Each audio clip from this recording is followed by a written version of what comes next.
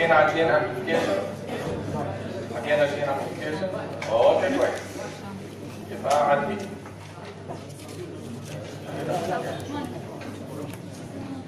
ما حكينا عن جين امبليفيكيشن. حكينا عن جين امبليفيكيشن، هذا ما حكينا عنه. هو تمام. طيب يلا الله يبارك. بسم الله. اوكي دوك. هلا بدي احكي على هذا الانزيم لانه it's a phenomenon, it's one of those phenomena اللي موجوده عندنا بالسيستم تبعنا. هذا الانزيم ما بحكي عنه الكتاب كوبر، بس انا بحكي عنه، بدي احاول احكي عنه for two reasons. Main reason انه it's really an interesting enzyme. The way it functions أو الجين structure تبعه is interesting. هاي شغلة. الشغلة الثانية راح أحط صور حلوة فحبيت إني أستخدمها. You will see it now. So let's هذا الإنزيم glucuronosal transferase. هذا الإنزيم موجود in a lot of tissues as you will see. والfunction تبعه basically هو addition of a glucuronate into lipophilic compounds and chemicals. And طبعا المشكلة هي إنه it's really hard for the body to eliminate lipophilic molecules لأنه they're not soluble. So what enzymes do or what different tissues do is that they add a hydrophilic group, making the lipophilic compound chemical more hydrophilic so that it can be excreted, can be eliminated from the body. And that's the mechanism. Okay? Hell. The thing is, this enzyme, what's interesting about it, it functions on different molecules and different compounds. And if you look at the structures, notice how different they are. Okay? طيب, إذا إحنا بنحكي إنه enzymes are very specific. ونحكي إنه active sites only bind to يعني limited number of substrates. كيف هذا الانزيم can bind to different molecules? And it does the same exact thing. هلا الشغله كمان انه التيشو distribution تبعه as I said is variable. فموجود in different tissues. Colon, liver, stomach, whatever, you know, a lot of cells. طيب ايش الفانكشن تبعه؟ او كيف how does it function? It is similar to this. This is the beautiful slide. اللي هو ايش؟ والله it took me like an hour to find هذا at least هذا. It's like a drill. الدريل بيعمل نفس الشغل صح؟ لكن the fluids are different. Okay? نفس الشيء عندكم different heads. I'm sorry, the same head but different heads. Okay? So basically the idea this enzyme has different heads or different fluids, but it does the same exact thing. If you look at the structure of the molecule, في عنده catalytic subunit وعنده substrate binding subunit. الcatalytic subunit هي اللي بتعمل addition of the glucuronosal أو glucuronate. Okay? لكن substrate binding subunit is different. But there are different isoforms of that. Different isoforms of the enzyme. إنه كلياتهم عندهم the same catalytic subunit, but the substrate binding subunit is different. هلا, when they looked at the gene itself, they found إنه the catalytic subunit is encoded by exons 2, 3, 4, and 5. لكن the substrate binding subunit is encoded by exon 1. And then when they zoomed into exon 1, they noticed it is not one exon. لا. It's multiple exons. فعندنا exon مثلا بيسموهم A1, A3, A4, A5, etc. all the way to A10. And each one of them, by the way, has its own promoter. So what happens simply, بكون عندي, I can combine this exon, number 8, exon 1, 8, مع اللي هي الاكسونز الثانية اللي هي 2, 3, 4 and 5. or I can choose this exon, or I can choose that exon, and so on. So we can pick and choose whatever exon that is necessary for that tissue or that compound, and it can be combined with the same exons اللي موجود عندي هون. هدول اللي بيعملوا لي ايش؟ الكاتاليتيك subunit. لكن هدول they are variable. They decide or determine the substrate binding subunit. عشان هيك عندي أنا different isoforms of the same enzyme. Okay? A drill right here, لكن هاي الفلوس. هاي الhead, same thing, لكن الheads are different. So this is how the enzyme functions, and that's why عندي tissue distribution مختلف ل different tissues. فعندكم مثلا هذا الاكسون 1A في alright. فهذا is found in these tissues and it acts on this substrate and so on. طيب؟ نعم. نرجع نستخدم. موجود عند كل سيلز. بالضبط. Transcription بيختلف من tissue ل tissue. Exactly. اوكي. هذه هلا حندخل بالريجوليشن. حنبدا هلا بس نخلص هذه المحاضره ونبدا كمان regulation of transcription. الريجوليشن راح يكون at different levels. اوكي؟ هلا نيجي نحكي عن regulation of messenger RNA stability. I'll give you an example of how our cells can regulate the stability of messenger RNA to regulate how much protein is encoded or produced in that cell. هلا حكينا انه عندنا بالاوبيرون الgenes that participate or proteins that participate in one pathway they are encoded by an operon بالprokaryotic cells.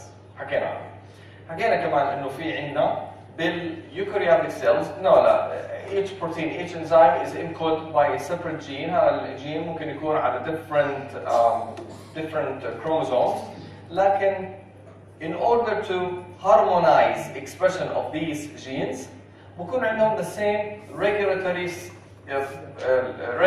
element regulatory sequence موجودة في البروموتر region. صحيح؟ هلا في عندنا البيزل عندنا البيسك sequence بالبروموتر اللي هي ال RNA polymerase binding site وعندنا كمان regulatory element. هذا بتعمل regulation لهدول الجينز all at the same time by when one protein binds لهي region. We'll talk about it إن شاء الله next time. هلا there's another way by which we can regulate the same expression of the same genes at the RNA level أو خلينا نحكي post transcriptional regulation. اللي هو تبين انه احنا نتكلم عن الايرون عن metabolism of iron. هلا metabolism of iron is controlled at different levels اللي هو level of absorption وال level of delivery وال level of stored iron in the liver. There are different proteins for each one of these steps. The proteins that are responsible for iron absorption هم transporters موجودين بالintestinal cells. بالبيزل ميمبرين وبالايبيكال ميمبرين. وفي عندي الستورج بروتين هو الفيرتين موجود بالليفر. لما تكون الايرون ليفل عالي والسيلز are sufficient ما بدهمش iron, this excess iron is stored by binding to ferritin. الفيرتين can bind up to like 4,000 iron atoms, which is amazing. حبيبي بتطلع يمين شمال وبتحكي وبعدين معك زهقان اطلع برا.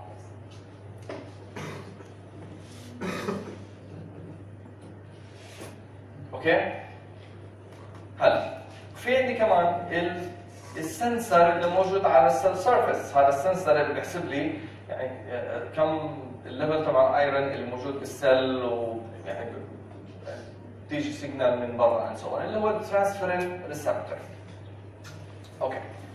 سو هلا في عندنا different conditions. لما السيلز تكون happy ما بدها ايرون معناته انه it makes sense انه الترانسبورترز هذول لازم انه تقل كميتهم بالبادي بالسيلز.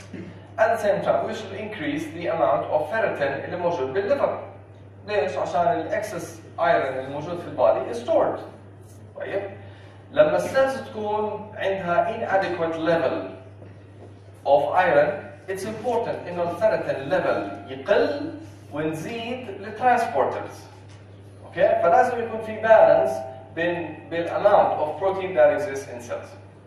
And this happens بهذول البروتينز. فراح نحكي احنا عن two proteins اللي هو الفيرتين والترانسفيرين ريسبتور، لكن حتى الاذر بروتينز اللي هم الترانسبورترز زي الفيروبورتين والدايفين ميتال ترانسبورتر، حتى هذول they are transported the same exact way. اللي هي ايش؟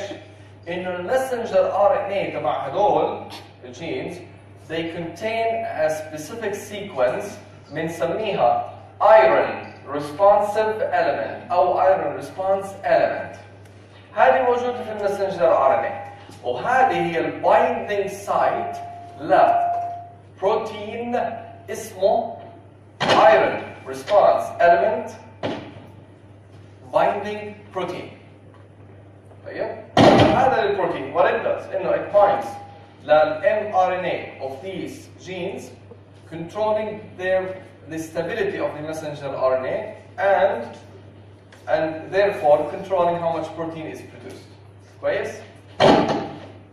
طيب أي سؤال so far؟ كيف يصير الكنترول؟ نعطيكم two examples. اللي هو الترانسفيرين ريسبتور والفيرتين.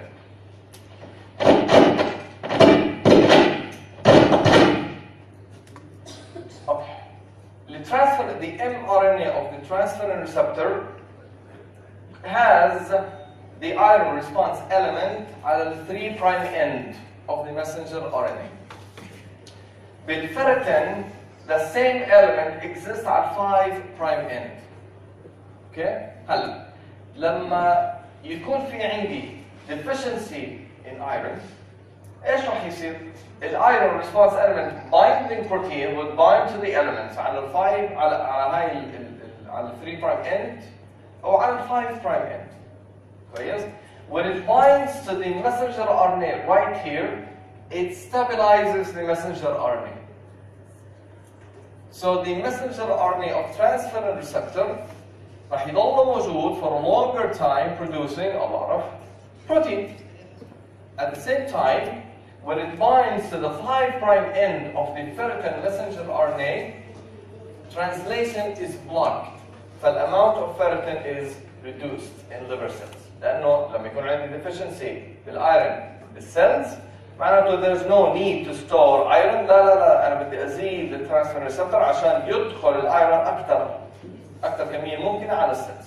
فهذا لازم إنه يزيد so it becomes more stable. The translation of the ferritin is inhibited, blocked. خلاص and the protein, the amount of protein, ferritin protein is reduced. كويس؟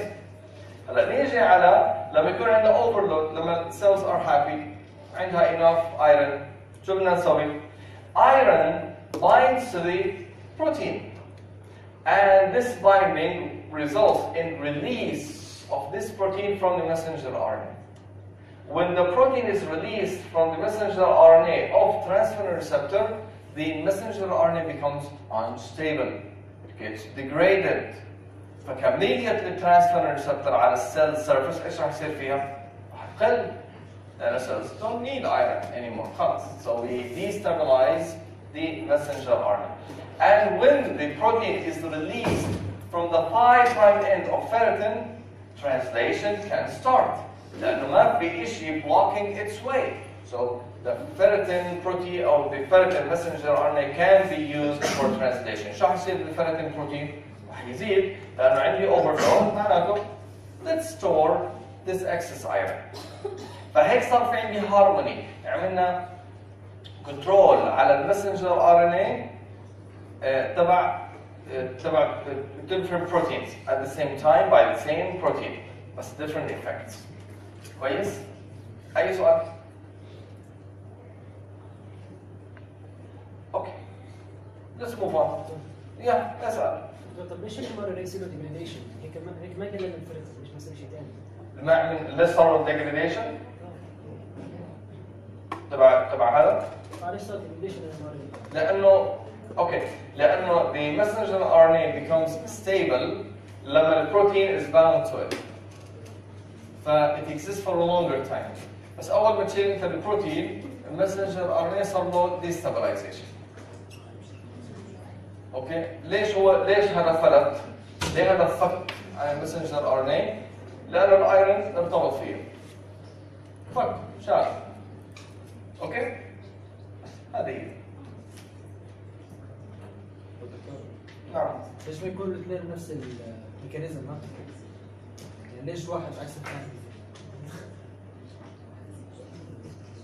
ليه لا؟ ليه لا؟ يعني الجول انه احنا نعمل كنترول على المسنجر ار ان اي. اوكي؟ فهذه هي الميكانيزم. It's logical. هلا is there a better way or is there an alternative way mechanism? Of course. Of course. هلا ليه هيك صار؟ No. I'll give you the same answer that I always give. Evolution. That's how it evolved. Huh? Okay. So, نيجي نحكي على هذا. Immunoglobulins هم الانتيبوديز. These antibodies or immunoglobulins are produced by B cells, the immune cells, the B cells. And that's how they look like. They are made of 4 peptides. We have 2 heavy chains and they are identical. And we have 2 light chains and they are also identical. Like the light chains heavy chains are different from each other.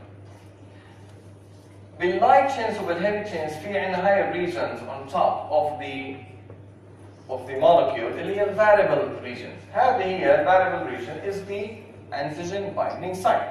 This is how antibodies recognize antigens. How many antigens do we have in nature? A lot. فممكن يكون عندي 10 to the power of 11. طب إذا أنا بدي أعمل immunoglobulin يكون في جين immunoglobulin لكل antigen خلص الجينوم تبعه. Actually it's beyond that.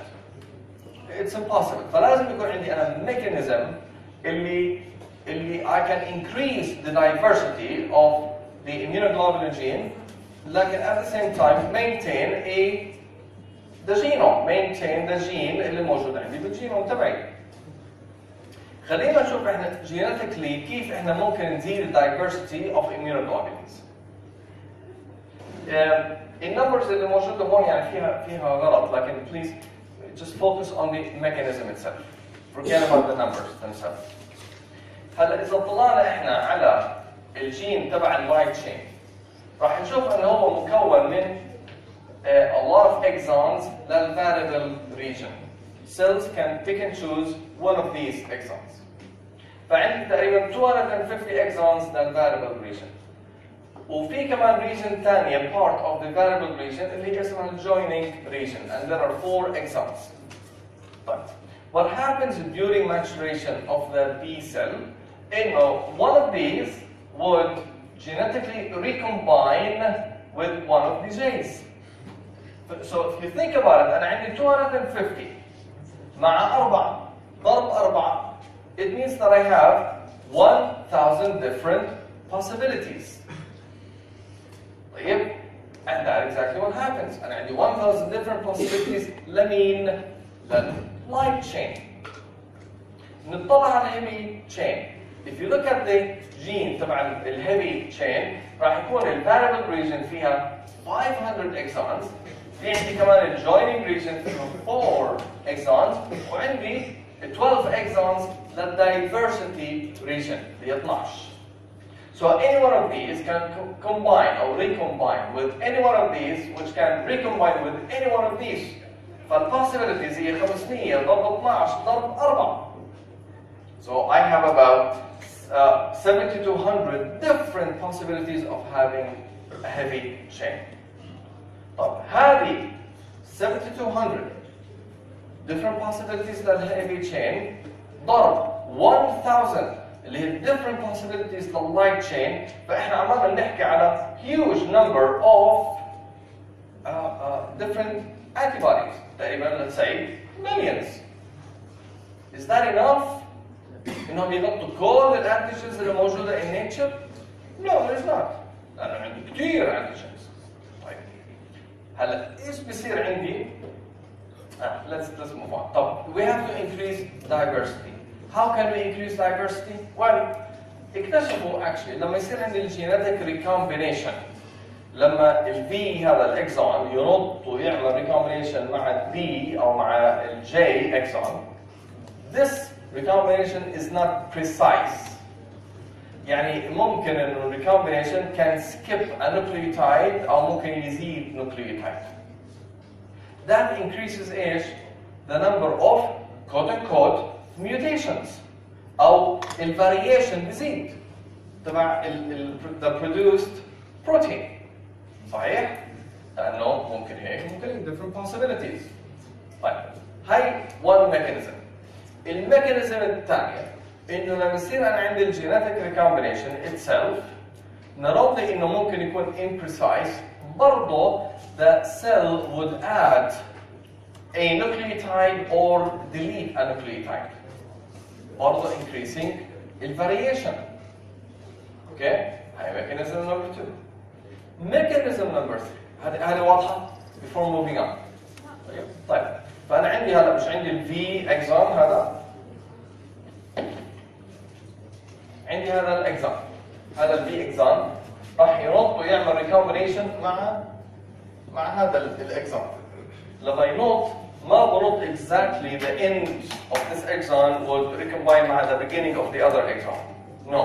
راح يكون في ممكن يصير في راح يكون imprecise meaning انه ممكن ينط شويه لقدام او ممكن يرجع شويه لورا. معناته انه you are adding nucleotides او no يعني معناته انه انت you're creating diversity more types of exons. هذه واحده. الشغله الثانيه انه لما تصير الجينيتك recombination the cell would add او delete nucleotides that increases the variation بالجين نفسه بالستركشر تبع الجين نفسه. هاي الثانيه. الثالثه انه the third mechanism اللي بتصير هي شيء اسمه somatic hypermutation. somatic hypermutation ايش هو هذا؟ كيف اصلا بتشتغل البي سيل؟ بنشوف البي سيل عندنا احنا مخزون معين من البي سيلز قاعدين in our body waiting for the antigen. لما يجي الانتيجين it binds مع الريسبتور الاميونوجلوبولين اللي موجود على السيل سيرفيس. A signal is sent to the cell انه في عندك antigen and it's bound to the receptor blood immunoglobulin. هذا بحفز السيل بصير لها stimulation للسيل ديفيجن. السيل ديفيجن ايش بده؟ بده DNA replication. لما يصير DNA replication errors are created during DNA replication and there's no time to correct and repair high mutations. خلاص let's move on. طيب فمن المليونز of B cells الموجودة عندي in the body خلينا نحكي انه 5 bound مع الانتيجين. هدول ال5 صار لهم stimulation. So they will keep on dividing and replicating the DNA.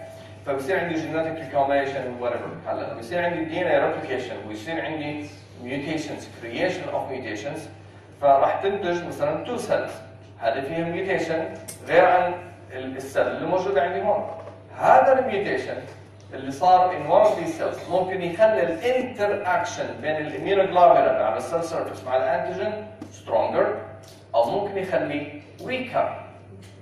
اذا كان weaker هاي البي سيل حطها على جنب بطلت stimulated. اذا كان stronger معناته البادي عمل a much better immunoglobulin لهذا الانتيجين. فصار عندي في شيء اللي هو السلكشن للبي سيلز، يعني بدي انا البي سيلز اللي بتقدر انها تربط مع الانتيجين in a stronger way with higher affinity. يعني صار evolution البقاء للافضل. فالبي سيل اللي ما بتربط مع الانتيجين dead. البي سيل اللي بتربط بشكل اقوى هي اللي راح تضلها مستمره وتعمل DNA replication لحديد ما انه تربط مع الانتيجينز كلياتها اللي موجوده عندنا بالجسم وتشيلهم كل المولكيولز. طيب فهذه عندي اذا somatic hypermutation زياده بالميوتيشنز بالدي ان اي بهذا الجين تبع الهيفي تشين او اللايت تشين عشان to create much better immunoglobulin that can bind with higher affinity للانتيجين. طيب كيف احنا ممكن انه نعم ممكن هذا الشيء يولد كانسر؟ كيف؟ ممكن يعمل كانسر؟ No. لانه it's all under control. Eventually لما البي سيلز تتخلص من الانتيجينز بطل في شيء يعطيها stimulation. So they die. وبعضهم they are transformed للبلازما سيلز. درستوا اميونولوجي ولا لسه؟ طيب بصيروا البي سيلز بصيروا ايش بسموه بلازما سيلز and they are stored. هذول الميموري سيلز. اذا دخل الانتيجين مره ثانيه ما في داعي نعمل السيل مره ثانيه، خلاص هي موجوده في البنك تبعها. اوكي؟ طب كيف صار عندي سوماتيك هايبر ميوتيشن؟ one mechanism. انه في عندي انزيم اسمه deaminase. It's known as activation induced deaminase. So it's an enzyme that is induced لما الانتيجين يربط مع الاميونوجلوبولين. What it does انه it converts C, it's deaminated. فلما C يصير له deamination بيتحول لايش؟ ليو. صحيح؟ ولما يصير عندي انا DNA replication و let's say ان اليو is not repaired شو حيصير complementary لليو؟ A. Exactly. فبدل ما يكون عندي جي سي صار عندي AT eventually بهاي السيل. فهذا mutation. So you can think of the different C's اللي موجودة عندي بالجين that are converted أو mutated ل T eventually. فهيك احنا عمالنا بنعمل ايش؟ Production of different B cells with different immunoglobulins. Again, some of them will bind stronger than others. Okay? فهذه هي الفينومينا اللي بدنا نحكي عنها. أي سؤال؟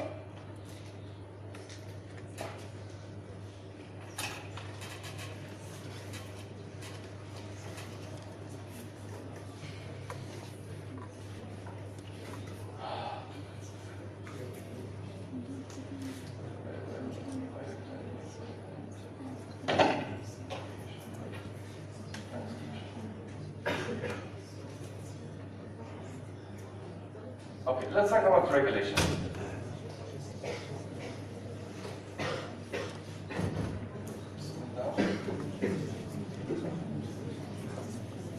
So let's talk about regulation. We will talk about regulation of transcription. هلا احنا رح نحكي عن regulation of transcription بالprokaryotic cells. ليش؟ لأنه it's easier. Once you understand this, inshallah things will become يعني smooth مع regulation of transcription بالeukaryotic cells. طيب نحكي عن metabolism of lactose. Lactose is metabolized by cleavage by this enzyme beta-galactosidase into galactose and glucose. Well, glucose is used for whatever, production of energy or whatever. طيب هلا الانزيم beta-galactosidase is produced from an operon. والأوبرون عرفنا ايش هو؟ الأوبرون بيطلع لي one messenger RNA different proteins with different functions, like they participate in the same pathway. But the proteins that are produced by the same by the lac operon, اسمه lac operon, هم البيتا-galactosidase, الpermease والtransacetylase. البيتا-galactosidase cleaves lactose. هذا الpermease transports lactose into the cell والtransacetylase acetylase beta-galactosides as part of the metabolism. كل هذول بيجوا من نفس الأوبرون. فبطلع عندي one messenger RNA. هذا الجزء من المسنجر RNA بيعطيني beta-galactosidase. هذا الجزء بيعطيني permease وهذا الجزء بيعطيني transacetylase. عشان هيك احنا ايش سميناه؟ سميناه polycistronic. اوكي. كيف بيصير في regulation للاك اوبرون؟ Simply, quite simple. هذا هو الاوبرون. لازم يكون في عندي بروموتر اللي هو ايش؟ The RNA polymerase binding site. So the RNA polymerase binds here. وهذا ال transcription start site. Right here. This is the +1. بيطلع messenger RNA من هون للآخر. اوكي؟ انه في كمان regulatory sequence موجوده بين البروموتر والترانسكريبشن ستارت سايت اسمها operator. اسمها الاوبريتور. هذا الاوبريتور it's the binding site لبروتين اسمه the lac repressor. اللاك ريبرسر بيطلع من جين ثاني مختلف تماما.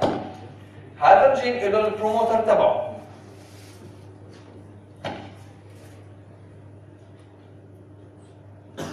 اوكي؟ بيطلع هذا اللاك ريبرسر الجين اسمه لاك اي، بيطلع لي اللاك ريبرسر.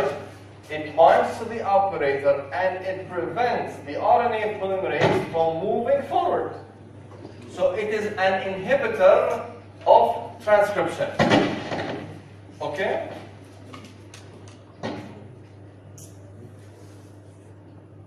ماشي؟ اوكي.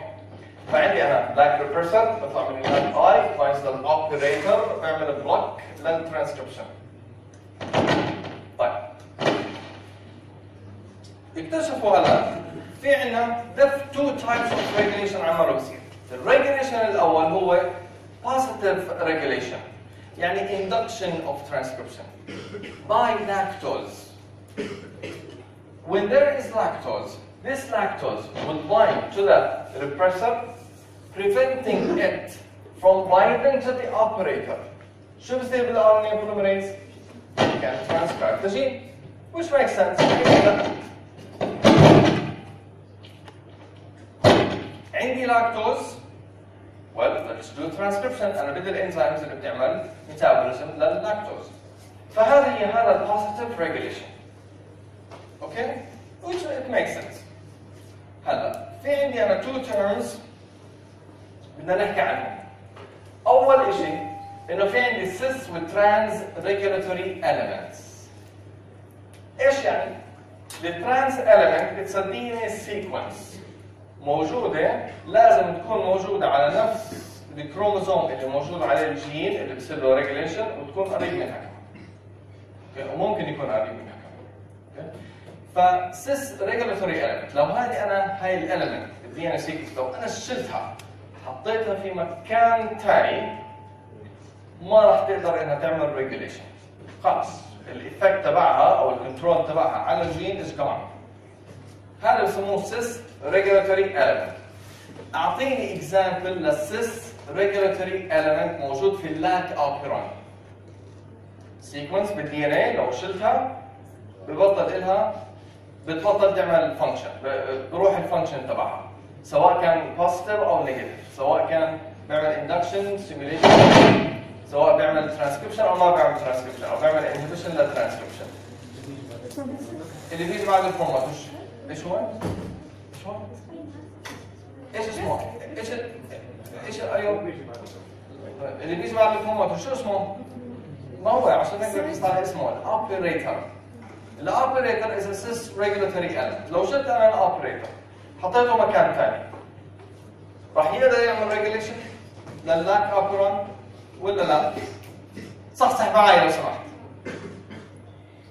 ببطل يعمل ريجوليشن خلص اتس جون، مع انه موجود على نفس الكروموزوم بس ما بيقدر انه يعمل اي ريجوليشن لانه اختلف الموقع تبعه.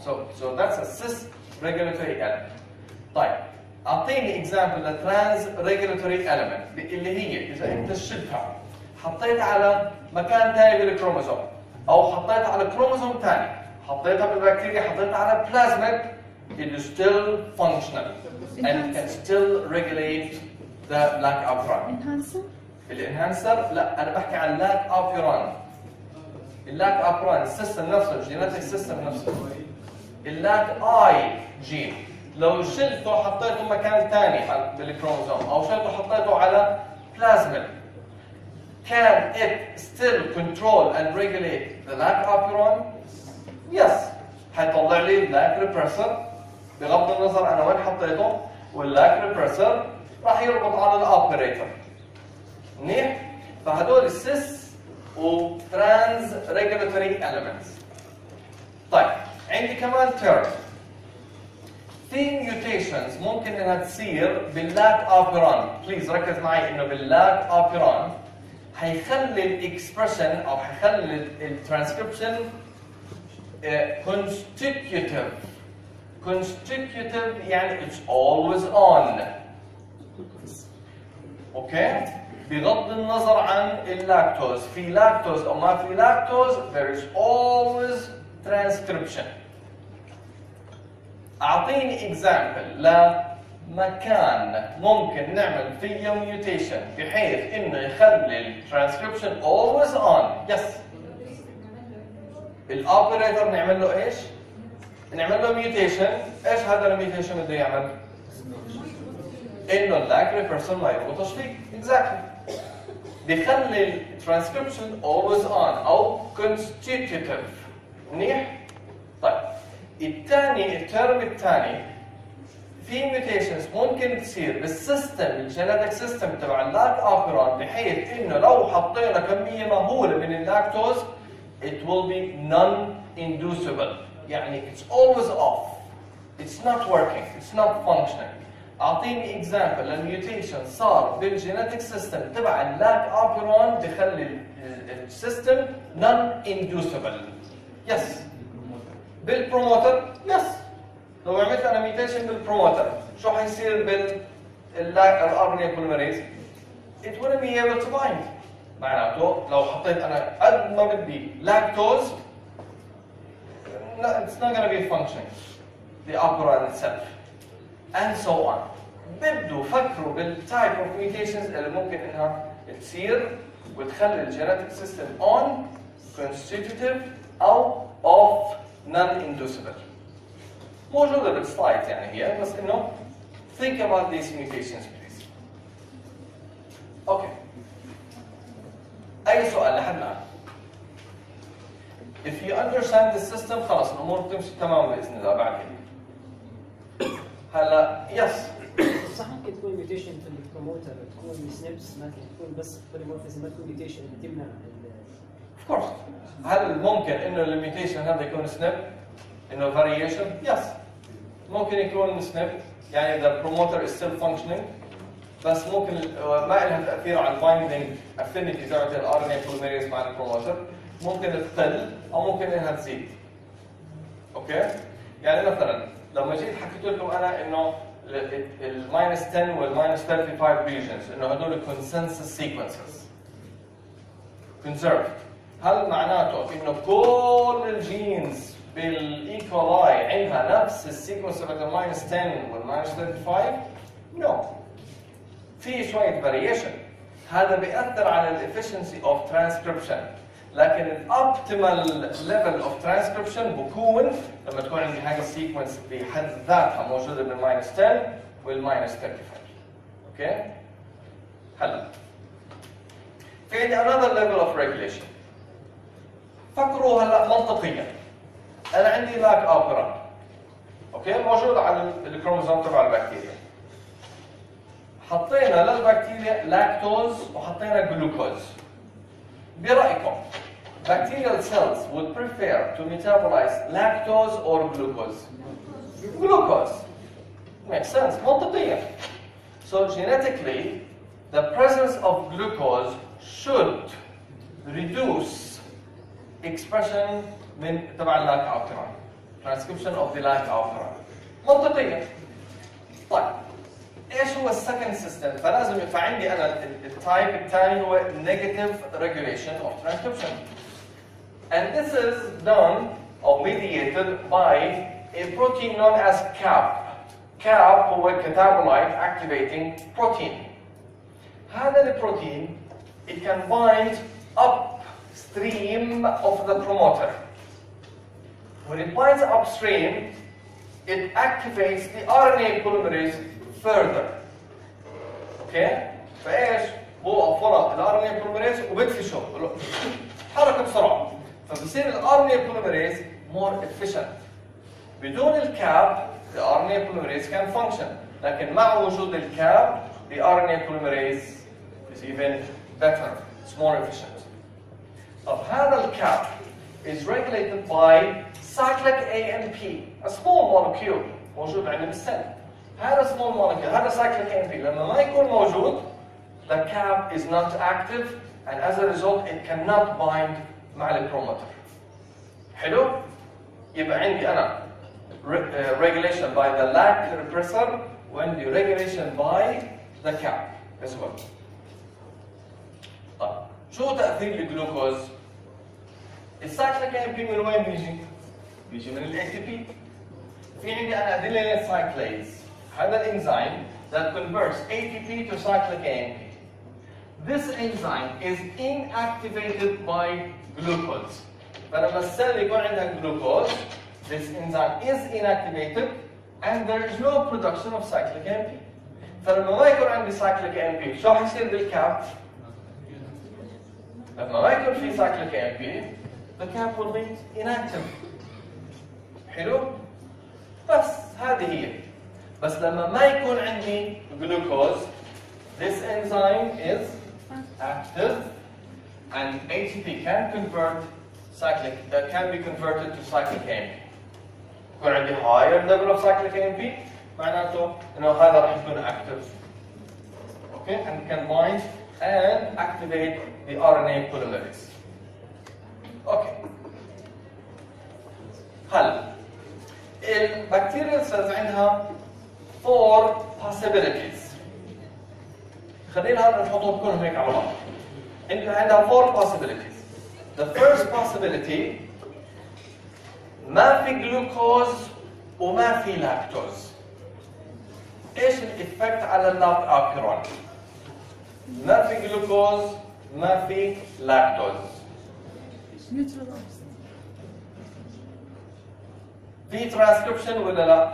لا. في بس خفيف. ايش تحكي لي؟ ما في، ليه ما في؟ مش عارف. في لانه في سي ام بي اني اوكي. لا في لانه فيش لاكتوز يرتبط مع الفصل. لاكتوز ما فيش لاكتوز يعني راح يضل ماشي على الفصل. مين هو اللي راح يضل ماشي؟ الارنب اللي بضل ماشي، ايش اللي بخليه ما يمشي؟ الاوبريتور مش الاوبريتور. لا ايوه. يلا think. نرجع على هذه.